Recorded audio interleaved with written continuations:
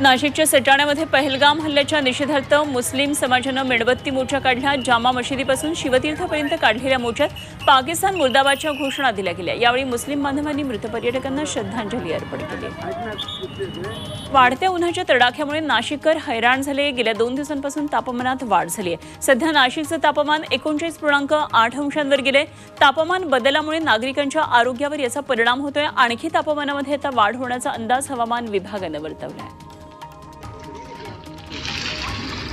नाशिक शहरामध्ये पाणी टंचाईची मोठी समस्या निर्माण झाली आहे। शहरामध्ये दररोज 12 टँकरद्वारे 60 फेऱ्या केल्या जातात।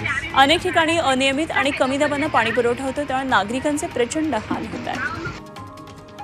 अमृत भारत ट्रेन आता नाशिक रोड रेल्वे स्टेशनवर थांबणार आहे। 2 एप्रिलपासून मुंबई ते सहसा दरम्यान ट्रेन सुरू करण्यात आली आहे आणि दर शनिवारी पहाटे 3 वाजता या ट्रेनला नाशिक रोड रेल्वे स्टेशनवर थांबा मिळणार आहे। याचा प्रवाशांना चांगला फायदा होणार आहे।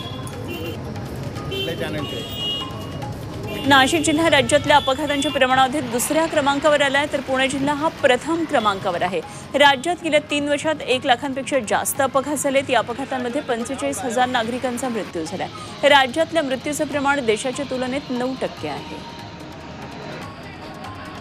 नाशिकमध्ये नव्या वर्षात आगीच्या घटनांमध्ये मोठ्या प्रमाणात वाढ झाली आहे। गेल्या 3 महिन्यांमध्ये 189 आगीच्या घटना घडल्यात, त्यामुळे कोट्यवधींचं नुकसान झालंय। यासाठी सर्व आस्थापना, विविध व्यवसायांना आग सुरक्षा यंत्रणा लावण्याची गरज व्यक्त केली जाते।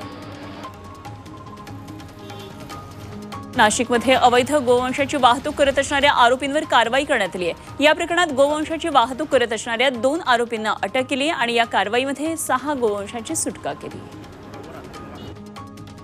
नाशिकमधल्या बस स्थानकावर सोन्याची चोरी करणाऱ्या बंटी पपलीला अटक करण्यात आली आहे। शहरातल्या प्रवाशांच्या पर्स, बॅगमधून हे चोर दागिने लंपास करत होते।